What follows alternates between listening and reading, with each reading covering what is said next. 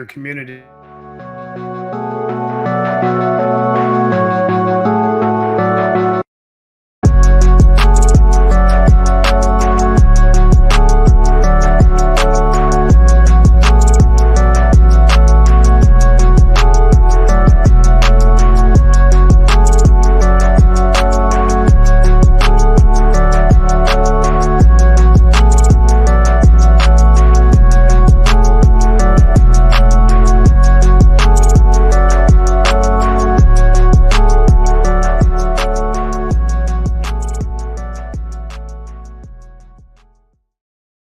And welcome to another episode of Stuck in My Mind podcast. I am your host, WIZE. My next guest is a passionate business and life coach, the author of Life Mastery, Living Life by Design and Not by Default. Welcome to the show, Mark Collins. Hello. Hey, how are you? So good to be here. Sorry, I saw you as soon as I pressed play. You started talking, and I was like, I can't stop. It's all right. We're going. But thank you for being a guest. I appreciate you. So I started off. I talked about your. I talked about your book. So tell us about Life Mastery and about. Okay, so your book, Life Mastery, is about living life by design. Can you tell us what inspired you to write it, and what the concept means to you? Yeah, absolutely. So my book, as well as my course by the same title, Life Mastery, comes from my own journey, kind of figuring out how to have that man that I believe I was on the inside get to the outside, right? The guy that you believe you can be, showing up with confidence and assurance. As I tell the people I work with, that hero in hiding, how to get that man out from on the inside to the outside in my business and my job and my relationships. So it came from my own journey. And also it came from just kind of unpacking some of those things that were standing in the way. And that's where Life Mastery, Living Life by Design, Not by Default, comes in. Myself and, maybe you as well. And for sure, a lot of the people I work with are living our life by default, meaning that we believe that this is kind of what we're stuck with, right? Whether you're dealing with fear of failure, imposter syndrome, those are a couple of the marquee things that I was dealing with, or you're just trying to succeed in business and you're not really getting there. You're finding you're kind of standing in your own way or stopping your own self from doing it, right? It's living life by default, which means I'm just managing where I'm at. I'll do my best with where I'm at. I'm trying to succeed where I'm at, but I really, I need to deal with these things, but I don't get the chance to overcome them.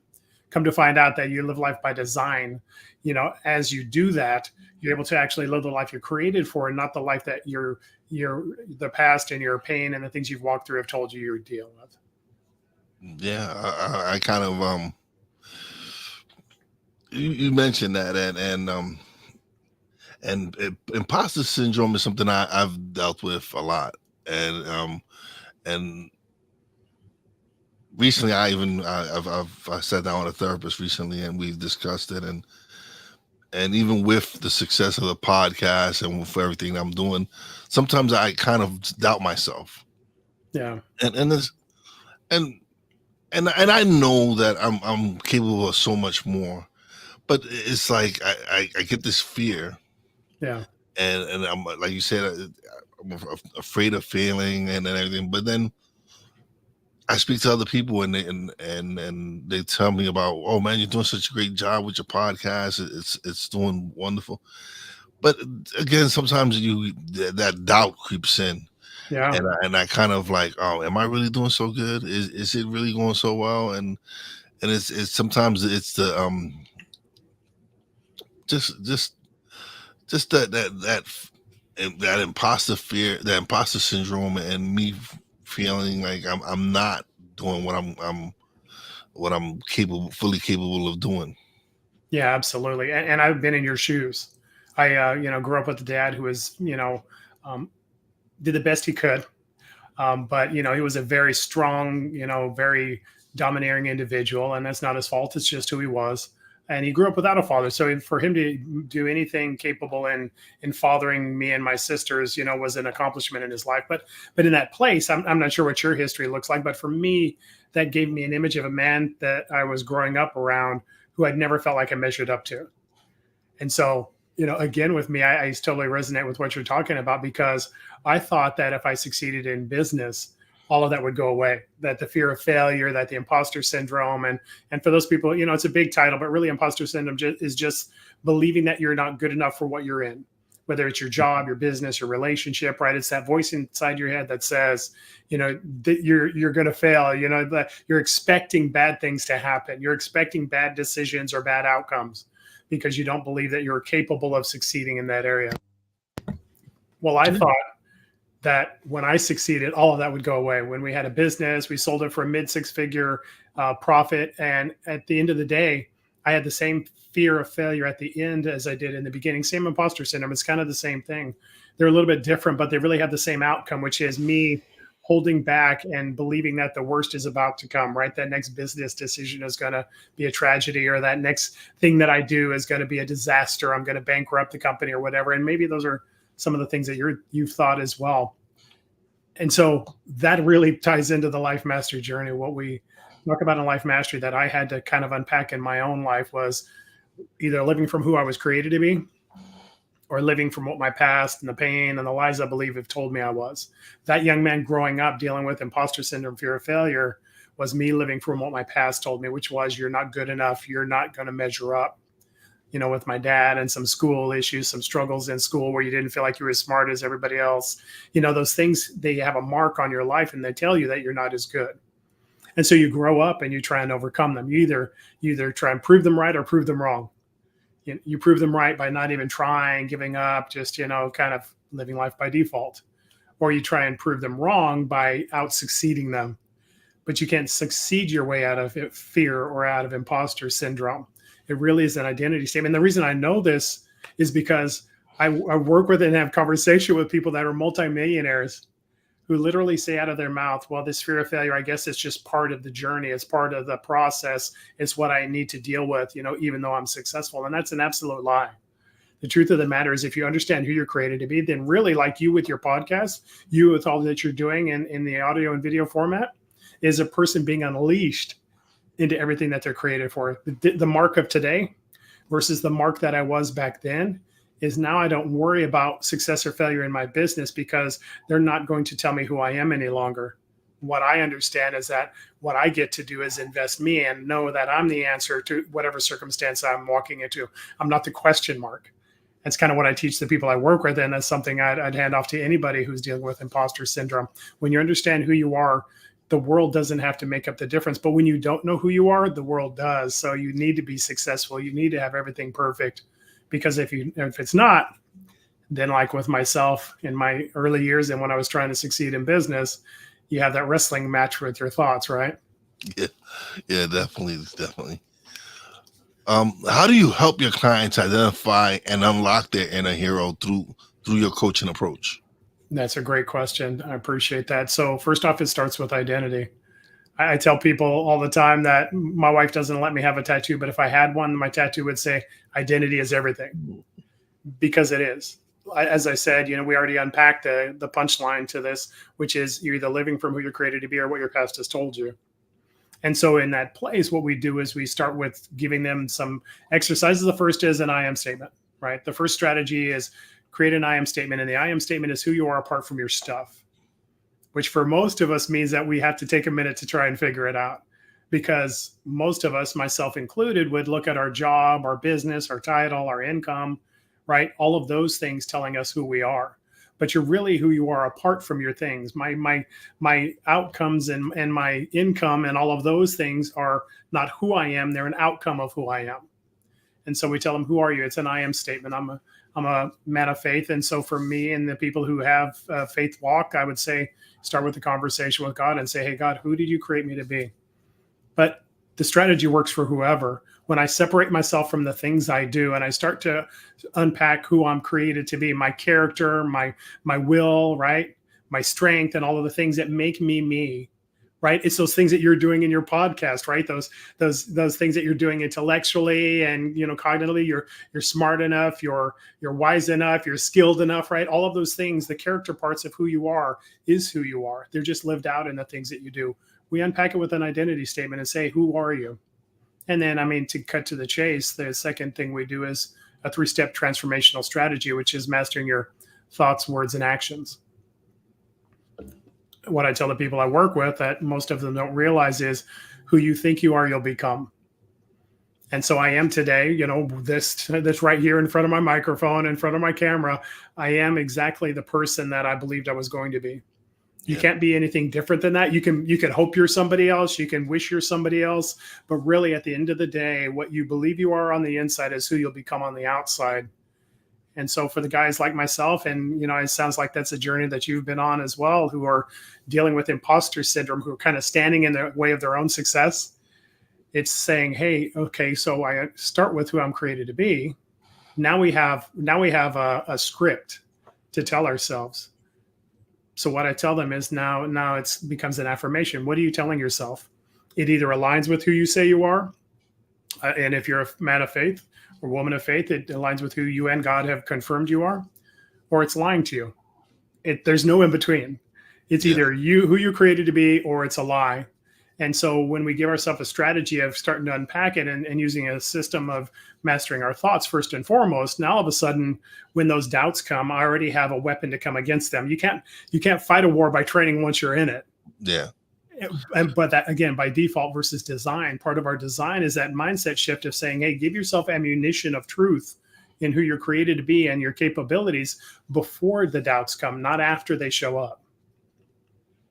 Yeah, you spoke on about living by design versus living by default, and why is it such a critical mind shift? Why is it such? It's something that I see, like, even myself struggle with. Why is it difficult for us to do that, to do that mind shift? Yeah, I think that's a great question, and there's a couple of ways that I would tackle it. The first is the difference between life mastery and all of the personal development that I've actually tried myself. So growing up, right, with the background I had and becoming a young adult and believing that there was more for me than the life I was living, and there was more on the inside of me than I was showing. Well, I for me, and I'm sure a lot of your listeners, the people that are here, or you go for personal development, you go, there's that guru, that mentor, that person out there that's got it all together, right? And so I went for a bunch of them. Yeah, whatever was free or cheap or I could afford, I went and grabbed a hold of them to try and implement them. Whatever books, right? 10, 12, 15 books I read on some sort of area of personal development and self-growth. And what I found was a guy of great change, but not transformation. And the problem with change versus transformation is when you're changing, basically what you're doing is changing one habit for another. The habit of disbelief or this negative mindset and thought process that you have, you're using something to counteract it. And the problem with change is as soon as I stop the habit, I stop the progress. And so for me, it was first and foremost something that seemed exhausting. And the second challenge with it was that in a lot of the programs that I saw, it was really typically, find this person who's amazing, act and speak and, do like that amazing person does, and then you'll become like them. Well, the problem for me was I knew I wasn't them. I wasn't going to be whoever. I wasn't going to be LeBron James. I wasn't going to be Tom Brady. I wasn't going to be Elon Musk. I wasn't going to be Beyonce, right? Whoever the amazing person is, right? It doesn't mean that I can't have equal success, but I'm not them. So to try and imitate them really just means me second best. And in most cases, your mindset says you're not them. And you know what? Your mind's right. But the pivotal shift from design or from default to design really helps you to understand that I'm not trying to imitate somebody else so I can be successful. I'm not trying to use mantras to beat up my thought process, my thoughts, until they finally submit and stop telling me I'm a failure. Basically, it starts with the unpacking of, hey, who are you created to be? It's the design of you. You're designed for an impact you're supposed to have in the world. You're designed, as I said about myself, I tell that to every one of my students, my clients, the people I work with. You're the answer to every circumstance that you're walking into. You're not the question to be figured out. You're the answer to be given. And what that means is that you already are capable before you walk into it. It doesn't mean you have all the skill sets. It doesn't mean you have all the intellectual answers. What it means is that you're fully capable of succeeding in everything that you step into. When you change your mindset shift, when you understand your identity and walk in as that person, now all of a sudden, instead of being your own hindrance, instead of having to fight negative thoughts, instead of, those failure things and those moments where, like myself in business, there were things I could have done to really reach farther and go higher. But instead, you kind of hold back because what if? Right? What if it fails? What if the income isn't there? What if I tried this thing and the audience doesn't show up? When you understand who you are, this design means that I'm a person of impact. And as I unpack who I am, as I reveal, right, the hero in hiding, and allow that man, that woman to show up in every area of my life, well, the answers will come. You're not the question to be figured out. You're the answer to be given into that circumstance. Okay. Awesome. What are some of the biggest challenges you've seen people face when trying to achieve personal mastery, and how you guide them through it? Yeah. It's some of those things that I talked about. I talked about my dad and his strong personality. I could also talk about school and how I remember a specific incident when I was in first grade going into second grade, being in a room with a teacher and my parents, and have her tell my parents that I wasn't ready to get into the next grade. I wasn't ready to graduate, to move forward with everybody else in my class. So for this little young man that was sitting there, right, 7, 8 years old, the thing that he remembered, the thing that he believed was, I'm not as smart as everybody else. I'm not as good. I'm not as capable, right? I'm not as good as everybody else in my class because I'm being told I can't move forward. My parents chose not to hold me back in that grade. And I was probably emotionally and relationally, a bit immature for my age, which was, goodness, less than 10 years old. So it wasn't a hindrance, but there was an identity statement that I took into adulthood. And so for some of my students as well, frankly, for everybody, when I say that you're either living from your identity or you're living from your past, I haven't met a person yet who isn't living with some sort of form of belief system that they had because of things that happened in their family, or words that were spoken over them by somebody who said something that wounded them. Whether they showed it on the outside or not, there was an identity statement given on the inside. So for me, that young man was, you're not as smart as everybody else. And so you take that into adulthood. And so what happens when you're in business and you don't have enough income and the marketing isn't working and you have to figure out, how am I going to pay salary for the people that we have in our employ, right? What do you think the thought process is that's happening in your head, right? It's the exact same thing you thought when you were younger. I'm not as smart as everybody else. I'm going to fail. I thought I could do it, but I guess I was wrong, right?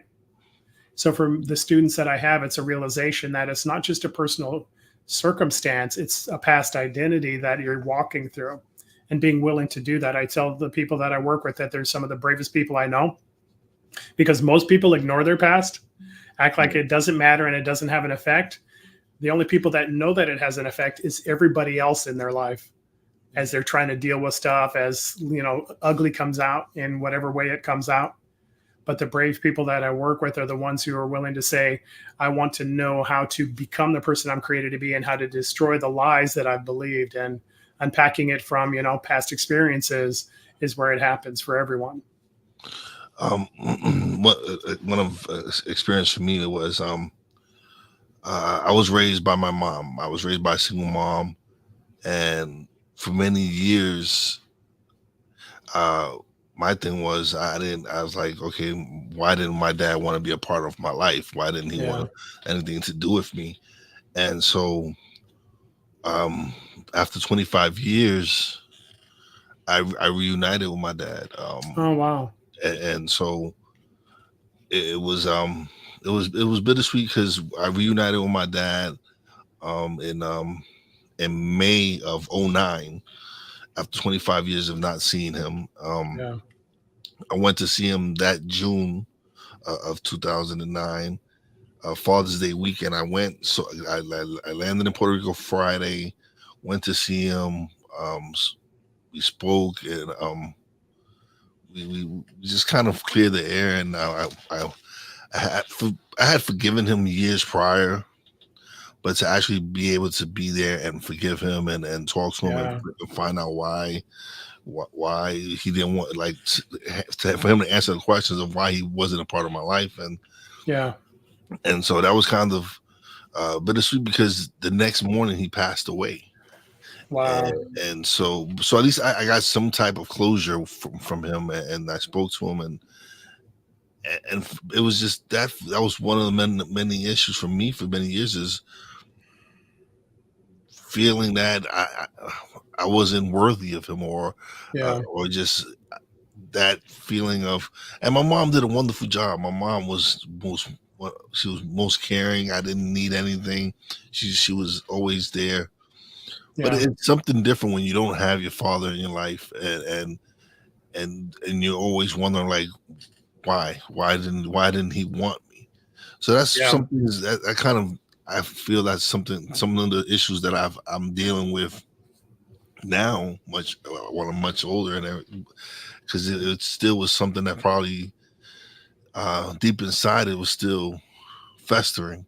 It was Yeah. something so that's why I kind of it crept in there, and and like I said, I was dealing with the imposter syndrome, and wondering, like, how am I how am I capable of doing this? I'm Yeah. not good enough. So all these self doubts and talk. But the more I start doing my podcast, and the more I start speaking to people, and these conversations, and they're to me, they were so rewarding and fulfilling, and it's opening up a new open up new opportunities, and open up Yeah. my eyes to what is truly around me, surrounding me, and what's happening. And it feels great to be able to tell you now that, oh, my confidence from when I first started the podcast to now, where I'm at now in my podcasting journey, it's so much different. Like, Yeah. now, at first, when I first started, there was some hesitation, there was some doubt, there was, like I said, there was me questioning myself, to where I am now, and the response that I get from people, and the messages that I receive from people, is kind of like, okay, you are doing something good. You are capable of doing this, and and and being able to have these wonderful conversations, Yeah. and listen to people like yourself talk about your journey, and everything. Kind of, it helps me on mine. I appreciate that, and I appreciate you sharing vulnerably about your life. That's a brave thing to do. So thanks so much, Will. And if I could give you a couple of quick things. Mhm. So unpacking identity, we start with an I am statement. Who are you created to be? The Yeah. second thing I have them do is create a celebration list. And it's not a celebration list of the things you've done, but what you celebrate about you. The question is, what do you love about you? And I tell them to put 20 together. I've done 100. And what it comes down to is, what's the things about you that you love, right? So for me, I love the fact that I have blue eyes. I love the fact that I'm taller than my dad. I love the fact that I love chocolate and I laugh easily. I love the fact that I have a sensitive heart, and I don't watch Hallmark movies because of it. I love that I like goofy humor, right? What are the things you love about you? Because it starts to unpack the understanding that you have worth and you have value apart from what you give, right? Your effort, your intellect, your job, your business, all the things you do. And so it's a celebration list. The second list we give is the accomplishment list. And this is where you write down the things that you've done. And what I tell them to do is write down 20. I've written over 130 at this point. And the thing is, when you get past like 10, 15, 20, you've lost all the big name stuff in your life. And then it comes down to things like, I pay my bills on time. I show up to work every day. And I want them to have a list longer than the big marquee moments, the trophies in their life, because it's in that place that you start to figure out that you have a track record of success. We don't realize it because we're waiting for those kind of Super Bowl, and it's the year of the Olympics. So you're waiting for that Olympic gold medal before we celebrate the things that we've done. But the truth of the matter is, there's nobody of high level of success, especially athletics. If you look at Olympians, there's nobody that's an Olympic gold medalist who hasn't celebrated themselves locally, regionally, nationally, and then internationally. But for us, we think that, oh, it's only when I get to this place that I'm going to have value and worth. If you celebrate yourself in the small things, you'll find yourself in the big places. If you don't celebrate yourself in the small things, then you'll hold yourself back from living out the life that you're created for. So there's that identity piece. And then the thing, if I could quickly unpack this, we talk about mastering your thoughts. And one of the things we do, I don't have time to unpack it, I know, on this program, we have 4 pillars of life mastery. the four areas that you live in. It's identity, experience, meaning, and emotion. I don't have time to unpack them. They're in my book, Life Mastery, Living Life by Design. I'd love to have another conversation some other time. But the one tool that I wanted to give you that was in my life that I would give you in yours is looking at a past experience. And you talked about it with your father and understand. Okay, so for me, it was feeling like you're not as smart as, you're not as good as, you're a failure waiting to happen. Well, when did you first feel that? Well, this young man felt it in the first grade. That's when he first felt like this was who he was. So we say this when with the people we work with, when was the first time you felt that emotion? And for me, it was then. Maybe for you, it was when you are a young man or whatever the time was. Okay, well, what was the lie you believed in that circumstance? For me, it was, I'm not as smart as everybody else. For you, it may have been, or some of the listeners, it may have been like they didn't love me because of. But what's the truth that you know? As an adult and a person that understands your identity, what's the truth that you know? For me, it was that I was momentarily emotionally not as mature as everybody else. Did that mean that I wasn't a person of intellect and understanding? No, I went on to do successful things and be great at all sorts of things. But that identity statement doesn't leave until you destroy the lie with the truth. And so for a person who feels like a family member has left or somebody has wounded because they weren't there in your life, the question is, what's the truth that you know? And what I tell the people that I work with is, it wasn't a value statement on who you are and your value as a son or daughter. It was a statement of where they're at and their incapability to become a parent. And so when you understand that truth, now all of a sudden some of those outcomes of those lies, of that feeling of insecurity and all that can leave, because now I know what the truth is and I know that it wasn't my issue, it was theirs. What I tell the people I work with really quickly at the end is, we don't ever tell you that your past doesn't matter, that your hurt doesn't count, and that you just need to get over it. But what we invite you to do is not let it tell you who you are anymore. That's awesome. Yeah, I agree with that. So you emphasize the concept of being the hero in one's life. Yeah. How can someone begin to step into that role if they feel stuck or unsure of their purpose? Yeah, absolutely. Well, it's the stages and steps that we talked about. Yeah. Right. Those 3 steps in identifying your identity, right? Who you're created to be. It's using that as your conversation and your thoughts, right? Mastering your thoughts, words, and actions. It's reminding yourself daily who you are until you see that man or that woman show up. So as I start to unpack identity, as I start to overcome some of the lies of my past, as I continue to remind myself who I am, now all of a sudden that guy shows up at the job when there's a stressful situation, and normally he would blow up or he would just shrink back and say whatever, or in relationship and life and business, whatever the area that it is. When you're confident in who you are, that person shows up and you're willing to give answers. You're willing to have hard conversations. You're willing to make uncomfortable decisions. And it's in the reminding of yourself, right? You master your thoughts, words, and actions. First off, feed your thoughts. Who are you created to be? We have like 60, estimates are 50 to 70,000 thoughts a day. Most of them are subconscious. You know, you and I getting on this call and all this, we made several decisions we weren't even aware of just to get things plugged in and ready to go. Yeah. It's the normal part of life. But there's those thoughts that we do have when stress happens, when we're trying to get ready or do something, those things that are talking to us and telling us who we are. Well, when you counteract it with the truth of who you are, now all of a sudden that man or woman shows up. It changes your decisions, it changes your actions, and it changes the outcomes. We could talk about mastering your words and actions as well, but it's really using those tools to live it out. And then, of course, you know, the other tool that we use is the unpacking of the 4 pillars of life mastery. Understanding that it's not the experience you have, it's the meaning you give it. And the meaning you typically give it is an identity statement about you. That young man who was in a conversation or listening to a conversation where his parents and teacher were saying, you know, hey, he may not be ready to go to the next grade, right? The meaning wasn't, oh, I need to worry about school, one grade versus another. The meaning was an identity statement that says you're not as good as. And it's in that place that when you create a meaning that aligns with who you're created to be, not your past and your pain, now all of a sudden that person shows up and now all of a sudden they empower you. So even if you have bad experiences, horrible experiences, tragic experiences, you can rise above them, not have them drag you down. Yeah.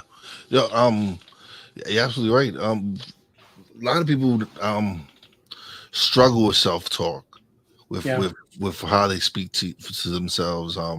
Yeah. We can be really we can be really cruel to ourselves in some of the statements that we make, and a lot of it comes from um other people's beliefs. It comes from what a lot of people have said to us throughout the years that we're stuck with, that we're stuck like with that in our heads with, yeah, maybe they're right, I'm probably not smart enough, or I'm not athletic enough, or I'm not capable of doing such things. Yeah. How does someone with, especially with, I know a lot of you explain a lot of that, but it's still something that a lot of people really truly do get struggle with, where they don't know how to Overcome it. begin. Yeah, how to Yeah. begin, where to start, where's the first step to them starting of how do I get out of it, how do I get these limited beliefs off of me, get them off me, and start believing Yeah. in myself. Yeah, absolutely. And that's a great question, Will. And it comes back down to an identity statement. Who do you say you are? Because here's the interesting thing. Scientifically, it's proven that you can only have one thought at a time. You can have thoughts after thoughts, right? We have, like I said, 50 to 70,000 of them. But the truth of the matter is you can't entertain two thoughts in one single process. And so life by design versus life by default. Life by default is I need to manage my thoughts when they come up. I need to try and, occupy my mind with something else. I need to figure something out. If you're a person of faith like myself, you'll grab your favorite scripture, and when you're fearful, you'll bring that thing out. Well, the problem is when you're fighting a battle and using a weapon after you're in the battle, you're in trouble. But when you actually feed yourself ahead of time, now all of a sudden you give yourself ammunition for the battle, right? You don't train for the battle after you're in it. You train before you go. And so for us, it's really bringing affirmations into your life with the truth. Most affirmations are just generic things that people are saying over themselves that have no basis in who they're created to be. I am worthy, I am worthy, I'm worthy, I'm a millionaire, I'm a millionaire, I'm a millionaire, right? Generic mantras that you use as if they're going to change your life. What's the difference in what we do is you create affirmations from your identity, who you were created to be, who you believe you are, who you see yourself to be. So when you're speaking those things out, you're actually just speaking truth over yourself, not some hopeful image of something that you could be someday. You're speaking who you're created to be. And in that place, because you can't have more than one thought at a time, if I occupy myself with the truth, the lie has no place or no time to get in. And when I do recognize that there's a lie there, I'm not fighting it with some generic, hopeful, magic formula. I'm actually speaking truth over myself. And celebrationalist, I'm bringing myself this foundation of you're a person worthy to be celebrated and loved. An accomplishment list. You have a track record of accomplishment in your life. You wake up and you brush your teeth, you get ready for whatever you're doing, work, job, business, school, and you get out there and do it. Well, not everybody does that. So while you say that's ordinary, everybody does, well, no, they don't. And if you celebrate yourself in those things, what you see is that from the time I wake up until I go to bed, I have moments of success throughout the entirety of my day. When you start to see a perspective like that, and challenges come up, you have much more confidence that you can actually accomplish those things. And when you understand that you're the answer, now you start to have confidence that you're going to show up in ways that are going to bring answers and solutions and decisions that are going to drive you towards the life that you're created for.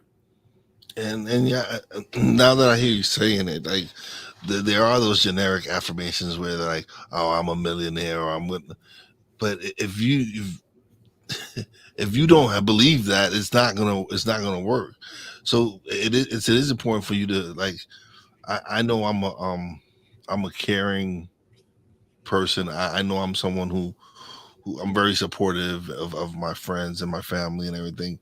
So I feel like I would use those type of affirmations to really to basically the stuff that I truly know about myself, that I like there's all these affirmations like, oh, I'm gonna talk about stuff that you truly don't believe in. And I actually agree with what you're saying, where if you focus on stuff that you know about yourself that are positive, and reinforce those affirmations that'll definitely help you more than something you won't that you truly don't believe. Yeah, absolutely. And check this out. The truth of the matter is, a lot of times our affirmations are really just outcomes, meaning this: we're looking for dollar signs, we're looking for possessions, right? Having that amazing car, that Lamborghini, right? Those things that you have, your dream list, your dream board, whatever you want to call it. And at the end of the day, when you're trying to go for things to prove who you are, you'll find yourself lacking. As you know, we all know people who are got great net worth and their life's a disaster. So success doesn't change who you are. But when I start to use affirmations that are who I'm created to be, now that person shows up. And check this out, Will. When I do that, now all of a sudden the outcome of my business decision doesn't determine what my value and worth is. If I'm a person of compassion and integrity and love and strength, and I get a ticket on the way home in the car of whatever, speeding ticket, or I create a business decision and it doesn't work out well and we have to back out and it costs us some money. Well, those things are business decisions apart from who I am. They don't tell me who I am. So I'm not a failure when those things happen. I'm not foolish or whatever the thing is, because my identity tells me who I am apart from my activities. You separate yourself from the things you do, and you separate yourself from the outcomes you gain. And in that place, you can show up without being stressed, without being worried, without being fearful, because what I know about Will is you're showing up as that person of compassion and integrity and care and love. And what if something doesn't go right? Does that steal those characteristics from you? No. You're still that same guy coming in as you were going out. Yeah. And so in that place, you're unshakable as the person you're created to be. And the truth of the matter is you have much higher levels of success, because at that place, we're not the thing holding ourselves back. We're the one unleashing ourselves. That hero in hiding that we talked about. The hero in hiding isn't some, idealized version of somebody you want to be. It's the person you were created to be, living out in every area of your life. Yeah, definitely. What do you think is one of the most important qualities a person must cultivate to be successful in both their personal life and career?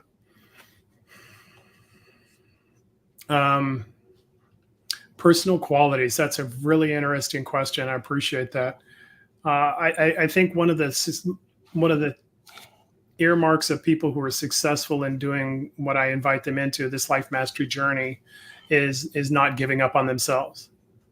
And frankly, anybody of any high level of success, that's the one thing through failure and success that they did consistently, was they believed in themselves. Not necessarily believed in the product, not that they didn't believe in their business or the thing that they were doing, but whether that business failed or succeeded, they knew that they were meant for more, and they were willing to put themselves out there, as I say with the people I work with, to bet on themselves until they make it happen. Whether it's in this job or that job, in this business or that business. I haven't read of anybody that I've read who was highly successful that was hitting a home run on their first go around, that had everything fall into line with no challenges, no issues, right? No business hiccups, no failures that were financially devastating or whatever, right? They've all had those challenges that led to the successes in their life. But the one thing that was in common, and the one thing that the people I work with have done, is being willing to bet on yourself until you find that solution, find that avenue for you to be able to express the passion and the impact that you're supposed to have in the world. Yeah. My nephew said something to me at one point, because he saw that I was doing some I was doing so great in the podcast and everything. He was like, but he says, yo, I need you to do something. He says, I need you to celebrate the small accomplishments. He says, There I you need go. you to celebrate all the little things. He says, it's great to celebrate all the big things, but he says, I need you to celebrate the little things. I need you to celebrate the fact that you got 100 downloads. I need you to celebrate that you had 20 views on a certain. He says, celebrate all of that. He says, because when you appreciate the small things, it's easier when the big things do happen. Yeah. Yeah, absolutely. And that's something that's stuck with me through the years. And it's like, okay, he's right. He says, I need to celebrate the small things, because those are just as important as the big things. Yeah, absolutely. It's that accomplishment list we talked about, right? Yeah, yeah, it is. It definitely is. So, as a coach, how do you balance helping people work on both their personal and professional lives, and how interconnected are these two aspects? That's a great question. What I tell people is I don't help you work on your business. I help you work on you in your business. Because again, if we start with the foundation of identity, right? And then we walk through the things that help you to unleash that person that you're created to be, well, that guy and or that woman shows up in every area of your life. The same guy that shows up with full confidence and assurance that he's capable of succeeding in his business, that he's going to have an impact and this thing is going to make a difference in the world, is the same man who can come home and have a nurturing, caring, loving relationship with his spouse, or be able to be the father and the coach and the leader and the encourager for his children as well, right? It's the same person that shows up everywhere. The challenge with a lot of people I work with is they think that you can compartmentalize your life. And so what they do is they have the stress at business and they're trying to succeed at it. And the weight of the things that are going on there, they are the only one that doesn't realize it affects their home. And it's not because, one affects the other. It's because the same person is walking into both. Well, I don't need to change you in your relationship. If I can change you as a person, that changes your relationship.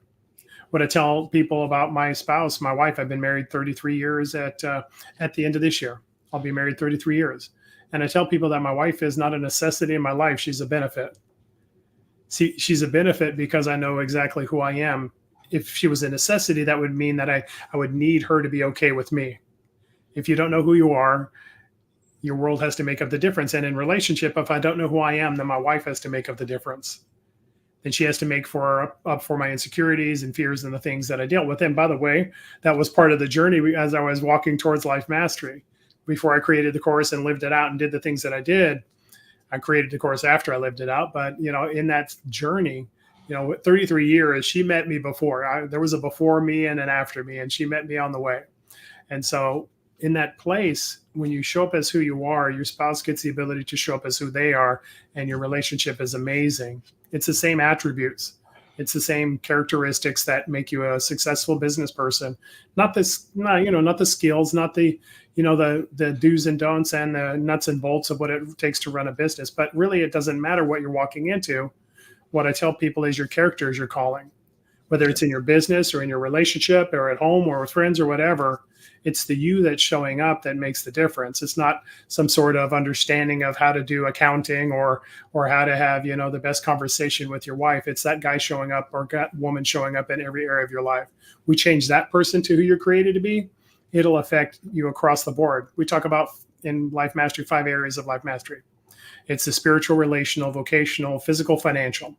Life happens in 5 spheres, we say, and it's in those areas that all of life happens. Well, I change you in one area, I change you in all of them. You're the same person showing up physically and trying to be that person of, worth and value in that place of giving yourself longevity, financially being able to not just, make income, but invest income and actually give income so that you have generosity as part of who you are and in relationship and all the other areas. You're that same person. I change you. I help you change yourself, really, to the living a life mastery life. It affects every area. Awesome. Well, Mark, we've come to the time where you get to the solo screen and you get to plug away and let everybody know where they can find you, where they can get the book, everything. Sounds great. Well, I'm a one-stop shop, so you can find me at freedom-4-life.net. It's www.freedom-4-life.net. Out there, you can find my book, Life Mastery, Living Life by Design, Not by Default. You can find my course, Life Mastery. There's also a free discovery tool on my website. It's quick 40 questions. You give quick answers. You take your score at the end, and it'll show where you're at in your life mastery journey and what next step you can take in that life mastery journey. That's all at freedom-4-life.net. One last thing I would probably say is this. The thing I said about 5 minutes ago was bet on yourself. I tried a bunch of different courses and books, and I didn't find any that really brought transformation, but a lot of them that brought change. And so I created one called Life Mastery, and created the book called Life Mastery as well. But the one thing I did throughout that was really the thing that led me to being able to stay in it long enough was betting on myself. If you bet on yourself, the resource will be out there for you to have that transformational journey, so that the fear of failure, imposter syndrome, or whatever the challenge is that's standing in your way won't stand in your way any longer. If you bet on yourself, everything else will come into line. We have the course for you, but I can have the best course available. If you're unwilling to bet on yourself one more time, you won't find it. But if you do, you're going to have the life that you're created for, and it's going to be amazing. Is that the book in the background? It is. Life Mastery, living life by design, not by default. All right. Everybody make sure you go out there and get the book, and definitely support Mark and what he's doing. Oh, thank you so much, Mark, for being a guest. I greatly appreciate it. This has been wonderful. I've never really spoken about my father on the show until I appreciate that. This episode, especially on how I felt about him, of how I felt growing up, not having him. But it was something I needed to express and talk about this episode. So thank you. Absolutely. I appreciate your authenticity, and thanks so much for having me on. Oh, the pleasure's all mine. You're welcome to come back. I love having return guests. It's great to have people come back on after if you ever decide to write another book, or if you create another program, you definitely can send me a message, and I'd love to have you come back on and promote it and talk about what you got else going on. That would be phenomenal. I'd love it. Thanks so much. Thank you. Don't leave just yet. Let me close out the show and we'll chat a little bit off the air. But again, thank you so much for stopping by and sharing the information you have, and everything you're doing out there is amazing. So continue to shine bright and continue to help the people out there that need your help. Thanks so much. I definitely will. Looking forward to talking again. All right, another great episode in the books. I'm so happy to have had Mark on the show. I'm grateful, especially on International Podcast Day. So shout out to everybody out there, on all the independent podcasters out there doing what you're doing.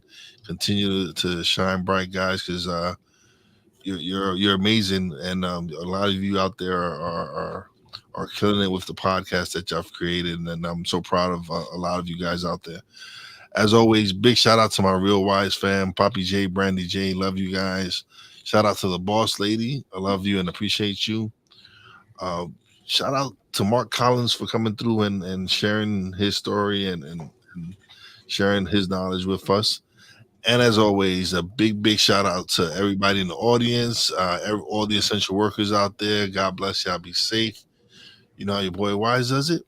Peace out.